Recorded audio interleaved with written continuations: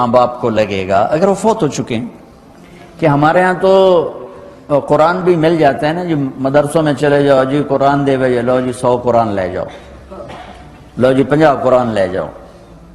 اتنی حماقت ہے، مولوی صاحب ذرا چھوڑا نو گل دے جی ماں جی واسطے قرآن پڑھا ہونا ہے، چھوڑا دی ماں تو نہیں مری، میری ماں مری۔ ہمارے ایک رشتہ داروں کے نا وہ تھا ختم، والدہ فوت ہو گئی تھی، تو میں بھی گیا ہوا تھا، تو بچے باہر بیٹھے سگریٹ پی رہے اور مدرسے کے بچے بلائے ہوئے تھے کمرے میں قرآن پڑھنے کے لیے۔ میں کہا چلو میں بھی، میرے نانکیں چوئی، میں کہا چلو میں بھی تھوڑا قرآن پڑھ لوں۔ میں جا کے قرآن کھول کے پڑھنا شروع کر دیا۔ تھوڑی دیر بعد مجھے محسوس ہوا کہ یہ بچے قرآن نہیں پڑھ رہے۔ میں نے جب دیکھا تو وہ نیچے ایک چھوٹا سا ریڈیو پڑا تھا، اس میں انڈیا پاکستان کا کرکٹ میچ ہو رہا تھا، اس کی کمنٹری چلتی اور وہ سارے وہ سن رہے تھے بیٹھے، اور جب ان میں سے کوئی آ جاتا تو شروع ہو جاتے ذالک الکتاب لا ریب فیہ ھدی للمتقین الذین یؤمنون بالغیب۔ جب وہ چلے جاتے کیڑا آؤٹ ہوئے، کتنے سکور ہوئے۔ 1 گھنٹہ یہ تماشا ہوتا رہا اور میں بیٹھا دیکھتا رہا۔ 1 گھنٹے بعد جا کر کہنے کہ جی قرآن مک گیا، وہ کمنٹری مک گئی ہے۔ ہن کی ثواب گیا اما نو، کمنٹری دا ثواب گیا، قرآن دا ثواب تا نہیں گیا، کیونکہ اس پاگل نے خود ماں کے لیے پڑھنا تھا، اس نے ماں کے لیے بھی کرائے پہ قرآن لے لے۔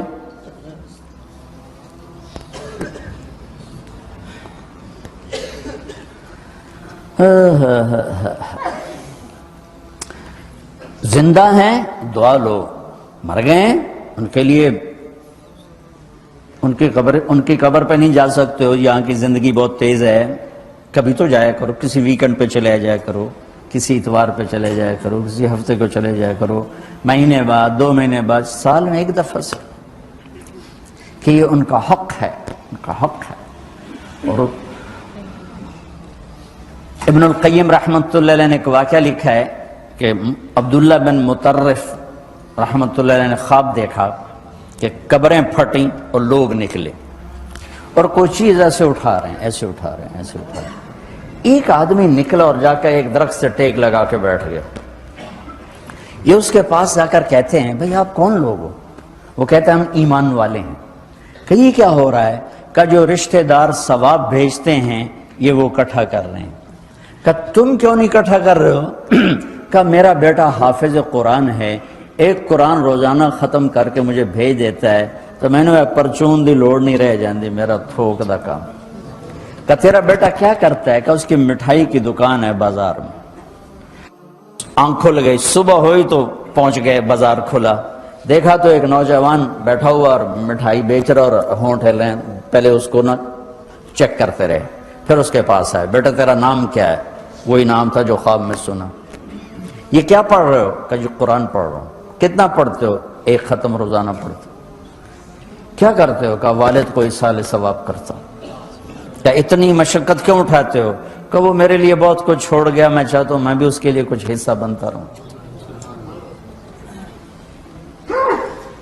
تو یہ والدین کے حقوق میں سے ہے کہ اگر وہ چلے گئے ہیں ان کے لیے ایصال ثواب کرو۔ ہمارے نا ایک فیملی تھی، 22 سال سے ان کے گھر میں مجرا بھی ہوتا تھا، جوا بھی ہوتا تھا۔ تو میں نے سلام دعا بڑھائی اور ایسا ایسا اللہ نے فضل فرمایا، سارے توبہ کر گئے۔ تو کہنے کہ ہمیں حج پہ لے چلو، میں حج پہ لے گیا۔ یہ 92 کی بات۔ تو میں مینا میں سویا ہوا تھا، تو میں نے ان کے باپ کو میں نے خواب میں دیکھا کہ میرے بیٹوں کو کہہ دیں کہ تمہاری نیکیاں مجھے پہنچنا شروع ہو۔ یہ میں نے دیکھا کہ میرے بچوں کو بتا دیں کہ تمہاری نیکی پیدا کیا ہے۔ یہ کتنا بڑا اہم سوال ہے، کس نے پیدا کیا ہے؟ کیوں آگے؟ کیوں مر جاتے ہیں؟ مر کے کہاں چلے جاتے ہیں؟ بھاگ دوڑ لگی ہوئی ہے کمائیوں کی، کماتے کماتے کماتے کماتے ایک دم سب چھوڑا اور جا کر قبر میں سو گئے۔ جس سے میتھمیٹک کا قاعدہ ہے کہ بڑے سے بڑے عدد کو 0 سے ضرب دو تو وہ 0 ہو جاتا ہے. 1 ملین انٹو 0 0 اور 1 بلین انٹو 0 0 اور 1 ٹریلین انٹو 0 0. تو بھائیو، جو کچھ آپ بناؤ گے یا میں بناؤں گا، جو کچھ آپ کماؤ گے یا میں کماؤں گا، جب یہ موت سے ضرب کھائے گا تو 0 ہو جائے گا.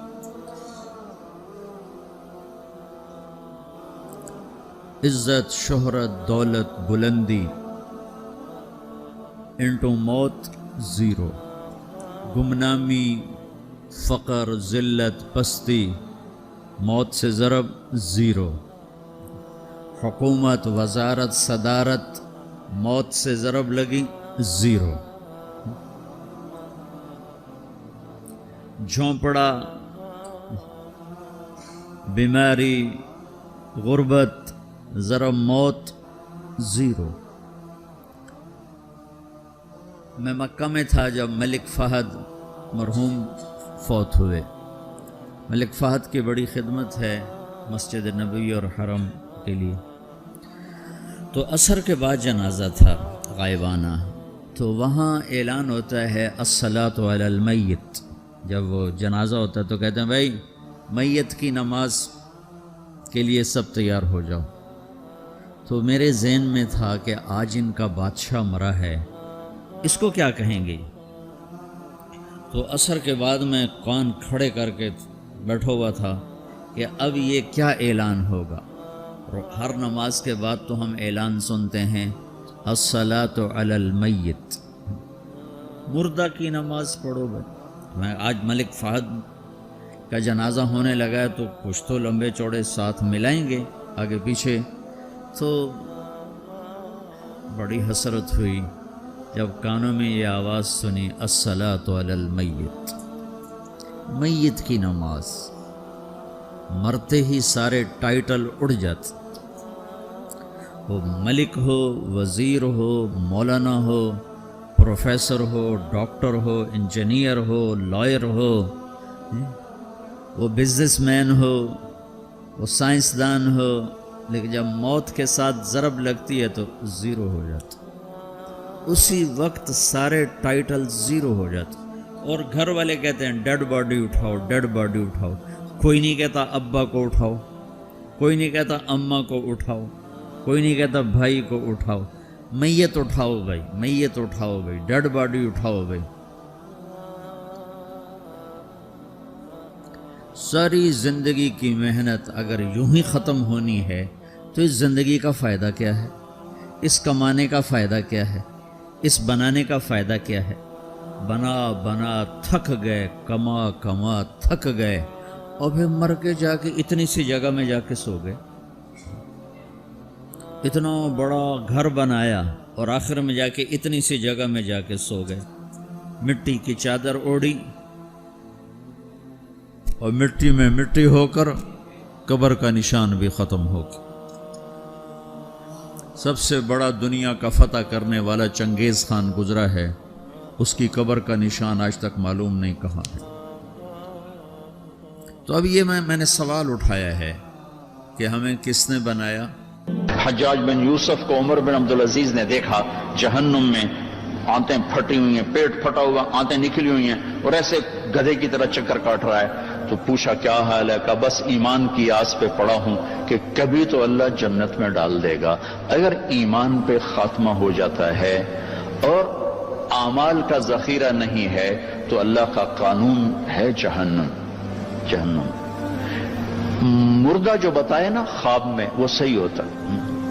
میرا ایک فرسٹ کزن، جیسے ذمہ داروں کے بچے ہوتے ہیں، ساری زندگی غفلت میں گزار دی، جوانی میں مر گیا. بس وہ نمازیں اس نے پڑھی جو کبھی میں کھینچ کے مسجد میں لے گیا، یا پھر عید کی 2 نمازیں، اس کے علاوہ مجھے یاد نہیں.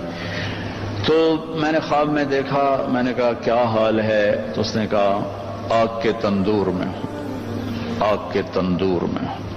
اب میرا تو خون، میرا تو چاچے کا تائے کا بیٹا، مجھے تو آگ لگ گئی. میں اس کے لیے پڑھنا شروع کیا، پھر حج کا انتظام کیا. تو حج کے بعد جب واپس آیا تو پھر مجھے نہیں خواب آیا، ایک اور ساتھی کو خواب آیا کہ طارق میاں سے کہو تمہارا تحفہ مجھے مل گیا. وہ جو میں نے حج کروایا اس کی طرف سے. تو اللہ تعالیٰ کا فضل ہے کہ اس نے یہ بھی رکھا اس امت کے لیے کہ مرنے والوں کے لیے ایصال ثواب کرتے رہو تو ان کی بخشش کے سامان بن جاتے ہیں.